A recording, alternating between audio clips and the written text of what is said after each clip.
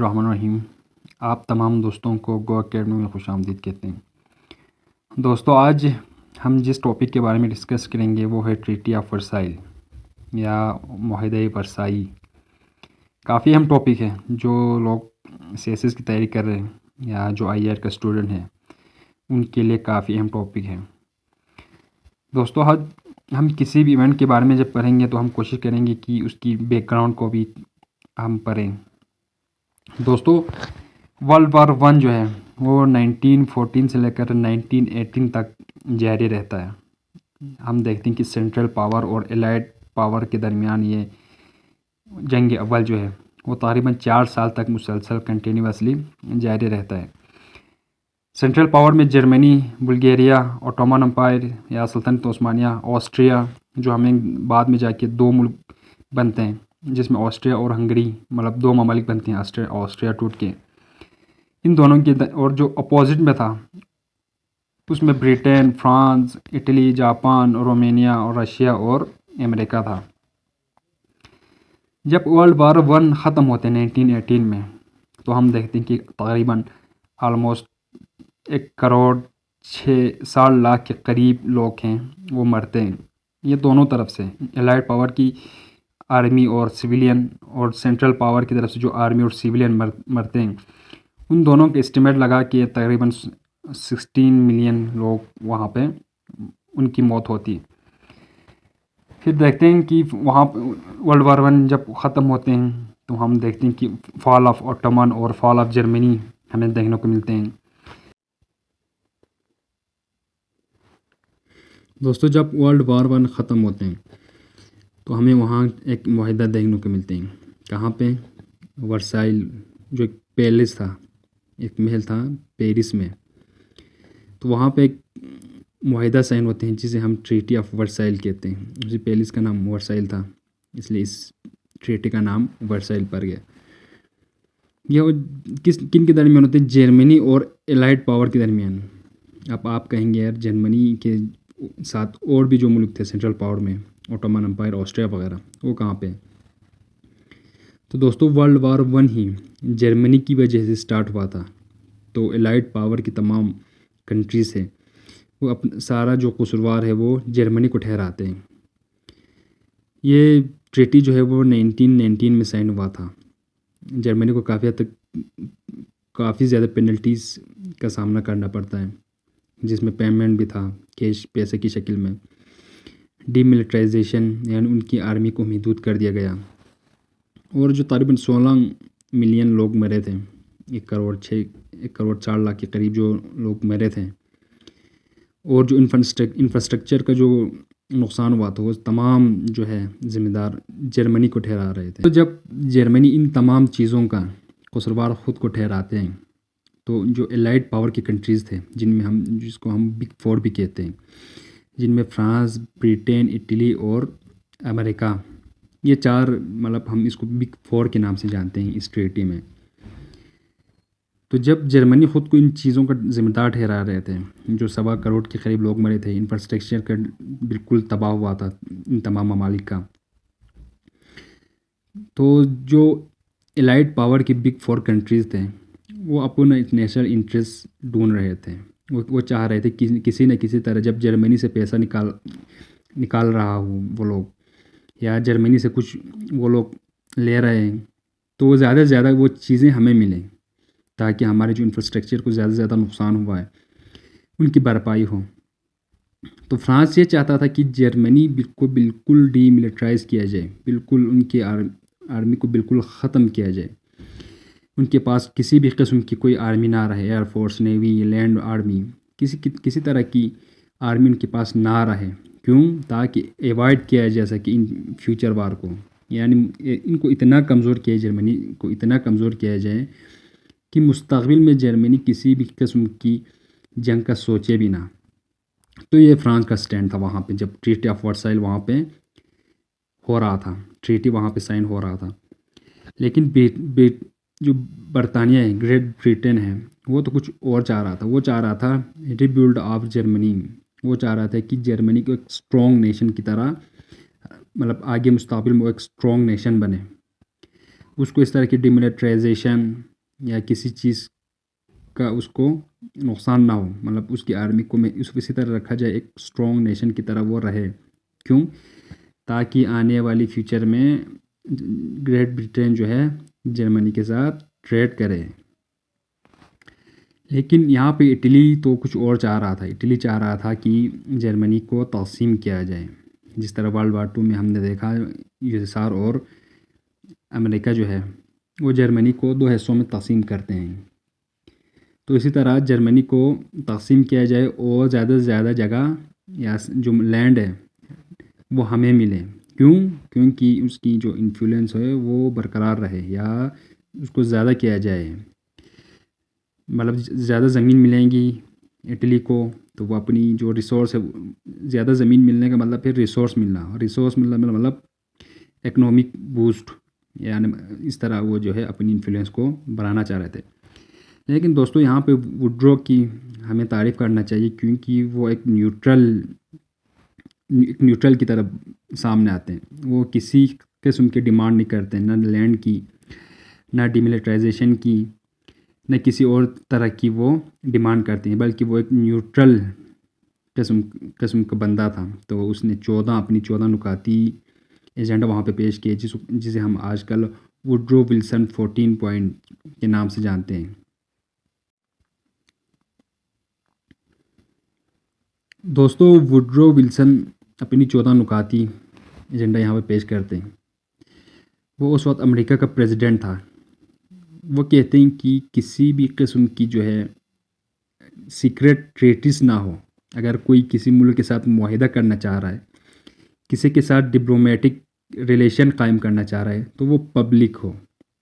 हम देखते हैं कि वर्ल्ड वार वन जब स्टार्ट हुआ तो इतने सारे सीक्रेट जो अलायंस थे वो अचानक एकदम सामने आए थे।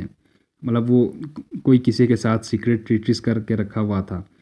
जब वार स्टार्ट हुआ तो एक के बाद इसी तरह सारे जो तमाम ममालिक हैं वो इस जंग में शामिल होते हैं। क्यों? क्योंकि सीक्रेट ट्रीटीज़ की वजह से। तो वही नहीं चाहते थे कि आगे भी मुस्तक़बिल में किसी किस्म की सीक्रेट ट्रीटीज़ ना हो। वो चाहते थे कि किसी का समंदर के ऊपर अपना, मतलब कि समंदर किसी के पास ना जाए, बल्कि वो एक फ्री ट्रेड के लिए, सब के लिए इस्तेमाल हो। फ्री ट्रेड किया जाए समंदर के ज़रिए, नो बैरियर, मतलब किसी भी किस्म की रिकॉर्ड ना हो। कोई ये ना कहे कि ये समंदर हमारी है तो हम इससे टैक्स लेंगे, इस तरह कोई नहीं। वो कहते हैं कि फ्री ट्रेड हो। वो तीसरी पॉइंट पे भी यही बात करते हैं कि वह कहते हैं कि तमाम मुल्क के दरमियान जो है फ्री ट्रेड होना चाहिए। जब फ्री ट्रेड होंगे तो सब अपनी नेशनल इंटरेस्ट की वजह से दूसरे मुल्क पे अटैक नहीं करेंगे। आजकल हम देखते हैं चाइना और इंडिया की हम मिसाल लें तो ऊपर से देखने तो हमें ये लगता है कि जो चाइना और इंडिया है वो बहुत ज़्यादा एक दूसरे के ख़िलाफ़ हैं। लेकिन इन दोनों की जो ट्रेड है वो कई बिलियंस डॉलर हैं। तो विड्रो भी यही चाहते थे कि फ्री ट्रेड हो, जिससे हम ऑटोमेटिकली जो है जंग को अवॉइड कर सकते हैं। वो चाहते थे कि तमाम मुल्क हैं वो अपनी आर्मी को और जो हथियार वगैरह है उसको कम करें। उस वक्त ये होता था कि पब्लिक सिक्योरिटी के नाम पे कंट्रीज़ अपनी आर्मी है वो दिन ब दिन वो बढ़ा रहे थे। वो चाहते थे इसको रिड्यूस किया जाए, काफ़ी हद तक महदूद किया जाए। हम उस वक्त देखते हैं कि जो ग्रेट ब्रिटेन, जर्मनी और जो कुछ ममालिक थे पावरफुल, वो उन्होंने अफ्रीका, चाइना, यहाँ तक कि इंडिया, पाकिस्तान के ऊपर भी अपनी कॉलोनीज़ बनाए हुए थे। तो वो चाहते थे कि फेयर रूलिंग हो अपनी कॉलोनीज़ के अंदर। और वो ये भी चाहते थे कि रशिया की जो टेरिटरीज थी उस वक्त, जिसको जर्मनी ने अपने कब्ज़े में लिया हुआ था, उसको दोबारा रिस्टोर किया जाए, यानी बहाल किया जाए, उनको वापस किया जाए। और वो ये भी चाहते थे कि जो बेल्जियम की जो टेरिटरीज है उनको भी दोबारा रिस्टोर किया जाए। वुड्रो ये भी कहते हैं जो लॉरेन जगह था जो फ्रांस का हिस्सा था, जिसको जर्मनी ने 1871 में अपने कब्ज़े में लिया था, तो वुड्रो ये भी कहते हैं कि उसको दोबारा वापस किया जाए, कि इसको फ्रांस को। और वो ये भी कहते हैं कि ऑस्ट्रिया और हंगरी में जो लोग रह रहे हैं उनको आज़ाद किया जाए। और हम देखते हैं कि ऑस्ट्रिया और हंगरी 2 मुल्क बनते हैं। और ये भी कहते हैं कि जो बाल्कन स्टेट है जो ओटोमन एम्पायर के पास था, लेकिन जंग के बाद ओटोमन एम्पायर वहाँ से टूट गए। तो बाल्कन स्टेट के जो लोग थे उनकी भी इंडिपेंडेंस आज़ादी को यकीनी बनाया जाए। और जो तुर्क्स हैं आजकल, जो टर्की के लोग हैं, उनको भी आज़ादी मिलनी चाहिए। और हम देखते हैं वहाँ से तुर्की बनते हैं। और वो ये भी कहते हैं कि पोलैंड को भी आज़ादी मिलनी चाहिए। और सबसे अहम और लास्ट बात जो विड्रॉ करते हैं अपनी 14 नुकाती एजेंडे में, वो ये कहते हैं कि लीग ऑफ नेशन तो बाद में बने, उसकी पॉइंट्स के बाद, मतलब उसने जब ये चीज़ें वहाँ पे पेश की उसके बाद ही लीग ऑफ नेशन बनते हैं। वो लीग ऑफ नेशन नहीं कहते, बल्कि वो ये कहते हैं कि यार किसी भी किस्म की एक बॉडी बनना चाहिए इंटरनेशनल। आजकल यूनाइटेड नेशन बना हुआ है, या जंग अव्वल के बाद लीग ऑफ नेशन बना था। इस तरह किसी किस्म की कोई बॉडी बने जो आगे आने वाली इन फ्यूचर जो वार्स थे उनको अवॉइड करें। क्योंकि जब 2 ममालिक के दरमियान कॉन्फ्लिक्ट बढ़ेंगे, जब वार का ख़तरा होगा, तो आराम से टेबल पे बैठ के इसको सोल्व करें। इससे क्या हुआ कि आने वाली फ्यूचर्स में वार को हम अवॉइड कर सकते हैं। और इसी पेशकश के नतीजे में हम देखते हैं कि लीग ऑफ नेशन बनते हैं, लेकिन वो कामयाब तो नहीं होते लीग ऑफ नेशन। खुद अमेरिका इसके बाद में हिस्सा नहीं बनते लीग ऑफ नेशन का। पेश तो खुद करते हैं ये चीज़ जो है, लेकिन वो इस बॉडी का हिस्सा खुद नहीं बनते। और हम देखते हैं दोस्तों कि जो बिग 4 कंट्रीज़ थे लाइट के, फ्रांस, इटली, ब्रिटेन, ये तमाम ममालिक विड्रॉ की इन 14 नुकाती एजेंडे पर वो मतलब इसको कबूल करते हैं। और हम देखते हैं कि जर्मनी अपना 10% हिस्सा वो खो देते हैं। जर्मनी को डीमिलिटराइजेशन का सामना करना पड़ते हैं। उसकी जो आर्मी है उसको लिमिटेड किया जाता है, महदूद किया जाता है। नेवी को भी महदूद किया जाता है। एयरफोर्स तो बिल्कुल ख़त्म करते हैं। और उसकी आर्मी को एक मुकर्रर मतलब हद तक महदूद किया जाता है, वो है 1 लाख। मतलब 1 लाख से ज़्यादा जर्मनी जो है वो अपनी आर्मी में नहीं रख सकते। बस 1 लाख, सिर्फ 1 लाख ही पर्सनल रख सकते हैं। और हम देखते हैं कि जर्मनी को अपनी जो आर्म्स हैं, जिसमें डिस्ट्रॉयर, एयरक्राफ्ट, टैंक वगैरह है, उससे भी हाथ धो बैठते हैं। मतलब वो ये जो लाइट पावर थे वो इनसे तमाम चीज़ें लेते हैं। जर्मनी अपनी कोल माइंस थे वो भी खोते हैं, वो फ्रांस को देना पड़ता है। क्योंकि हम देखते हैं कि वर्ल्ड वार 1 में जर्मनी ने इन्हीं कोयलों का इस्तेमाल करके टैंक वगैरह, आर्म्स वगैरह बनाए थे। तो ये चीज़ भी वो वहाँ पे खो बैठते हैं। और जर्मनी ने अपनी कॉलोनीज़ बनाई हुई थी अफ्रीका और चाइना में। वहाँ पे उनकी जो कॉलोनीज़ था वो भी उनसे छीना जाता है, उनसे वापस लेते हैं। जर्मनी जब अपनी ये तमाम चीज़ें वहाँ ट्रेटी या फर्साइल में एक्सेप्ट करते हैं, तो उस वक्त के उनको तकरीबन $33 बिलियन, आज 2023 में अगर हम देखें तो तकरीबन 200 से ज़्यादा बिलियंस डॉलर बनते हैं। मतलब 200 अरब से ज़्यादा बनते हैं। ये इतना ज़्यादा रकम है। एक तो जर्मनी खुद वर्ल्ड वार 1 की वजह से बिल्कुल पिसा हुआ था, इंफ्रास्ट्रक्चर बिल्कुल तबाह था, इकनॉमी इनकी बिल्कुल क्रैश कर गई थी।